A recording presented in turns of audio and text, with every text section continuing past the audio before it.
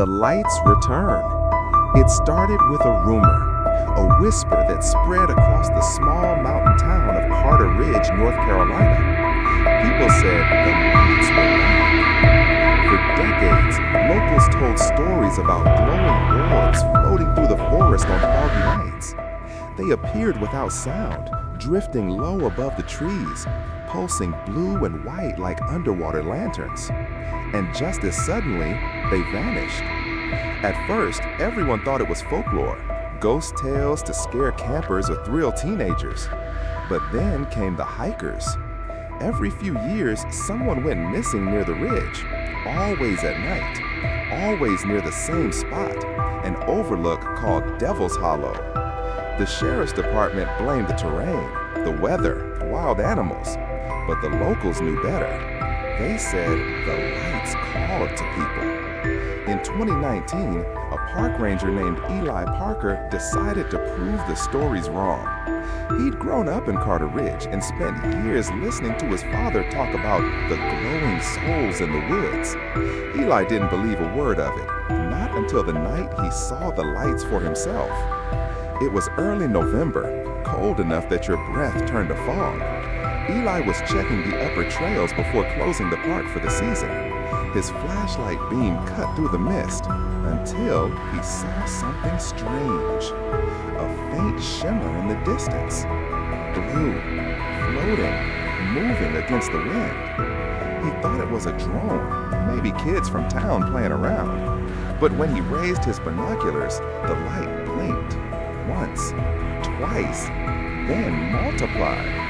2 lights, then 3, then 5. Eli whispered into his radio, "Base, I'm seeing something over Devil's Hollow. Do you copy?" Static, no response. The lights began to move, circling slowly, almost playfully.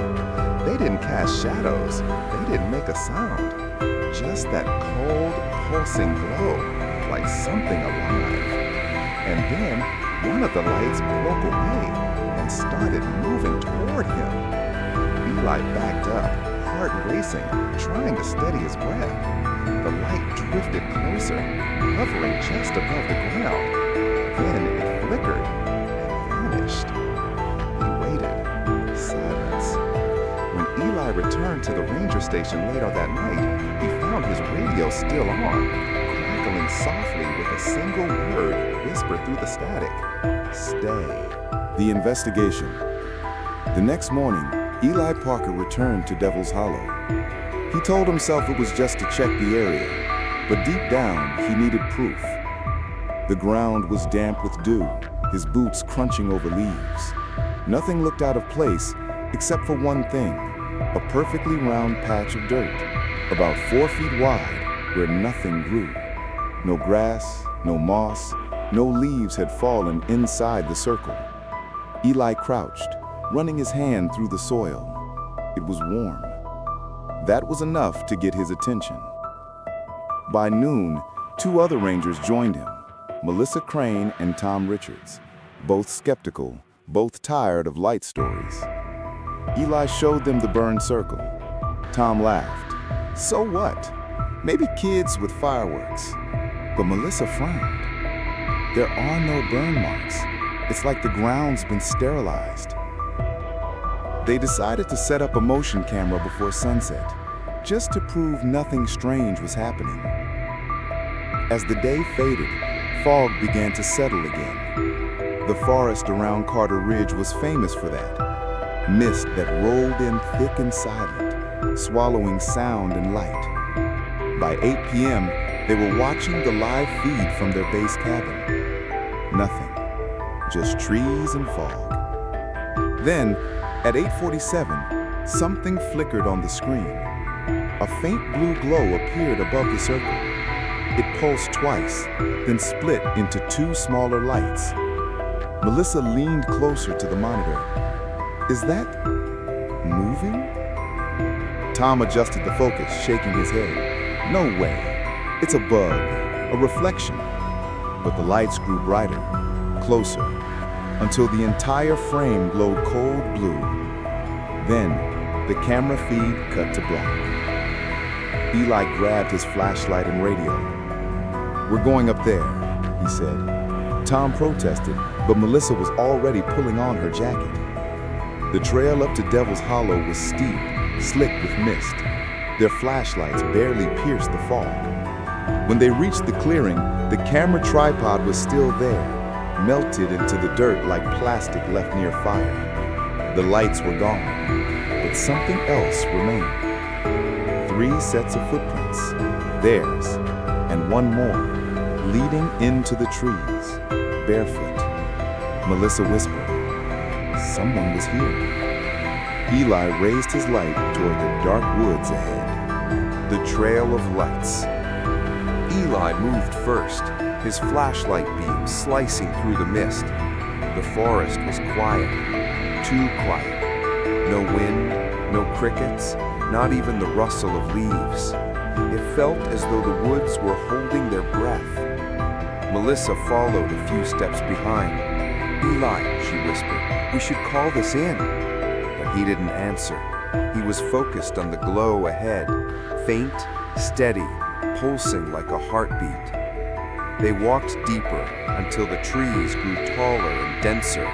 The fog thickened, rolling around their knees. Then they reached a small clearing, and there it was. A cluster of lights floated above the ground, maybe 8 or 9 of them. Soft blue spheres, moving slowly in a loose circle. They weren't bright, just steady, like stars underwater. Tom muttered, "This is impossible." Eli took a step forward.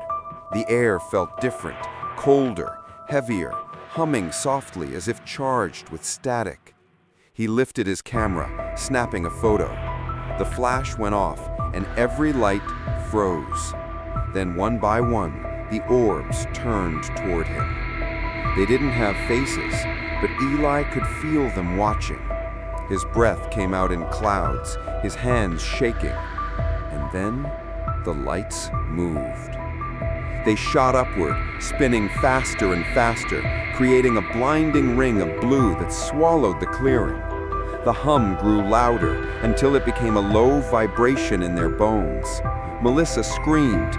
Tom grabbed her arm, pulling her back, but Eli stood still, staring.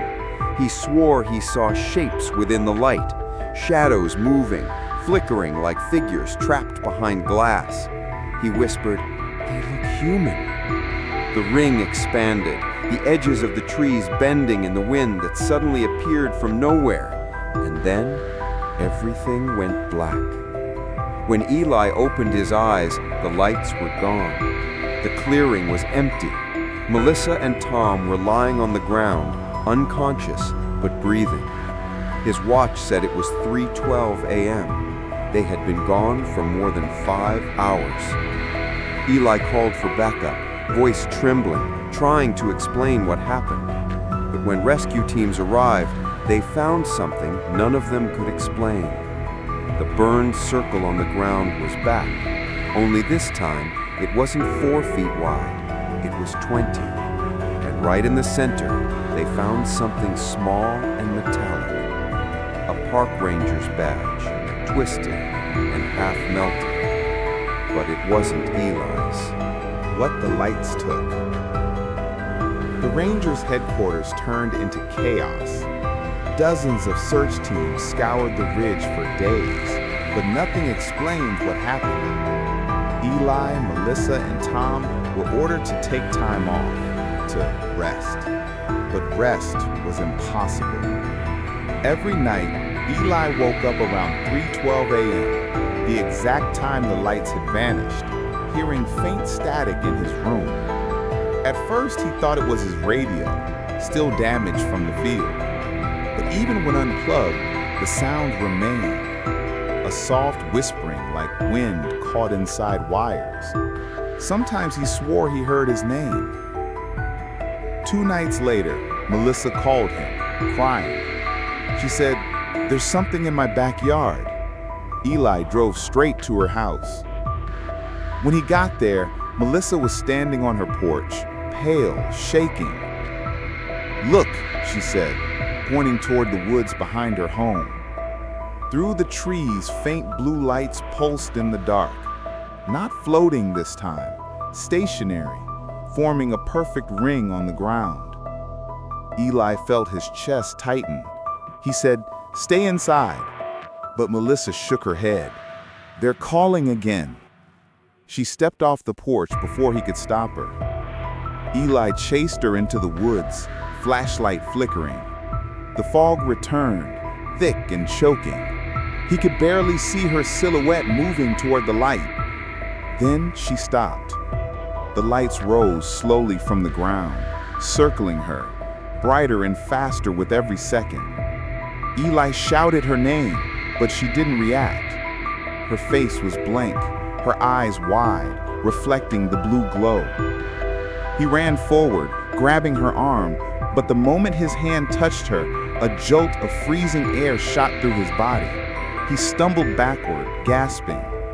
The lights flared white. Then, silence. When Eli opened his eyes again, the clearing was empty. Melissa was gone. Only the smell of ozone and damp earth remained. He fell to his knees, whispering her name. That's when he heard something behind him. A faint click. A camera shutter. He turned around. In the distance between the trees, someone was standing. A figure, human-shaped, tall, unmoving, holding what looked like an old film camera. It didn't speak. It just raised the camera and clicked again. The flash went off, and the world went dark. The last recording. When Eli woke, he was lying on the ground. The sky was gray. Early morning. The lights were gone. The woods were silent. He stumbled back to his truck, dazed, shaken, his flashlight dead, his phone cracked. Melissa's house was empty. No sign of her. Her car still in the driveway. The sheriff's department filed another report. Missing person, same area, same circumstances. They questioned Eli for hours. He told them about the lights, about the ring in the woods, about the camera flash. They didn't believe him. Stress, trauma, exhaustion, they said. Take some time off. But 3 days later, Eli received a package on his porch. No return address. Inside, a small black cassette tape and a note with just 2 words, "Play it." He borrowed an old tape recorder from the ranger's office and pressed play. At first, static, then faint breathing. A woman's voice, Melissa's. "Eli, they're not lights. They're watching. Every time we look at them, they learn. They follow." The tape crackled, warped, more static, then a sound, a camera click, then silence. He froze. The click sounded exactly like the one he heard that night. He rewound the tape and listened again, but this time, after the click, something new. A whisper. "Turn around." The air in his house grew cold. He turned off the recorder, breathing hard. And that's when he noticed a faint blue glow bleeding through his window blinds, slowly pulsing, closer than before. He reached for his phone, but it was already recording, the red light blinking. He hadn't turned it on. A voice came from the speaker, soft, calm, almost familiar. "Smile for the camera, Eli."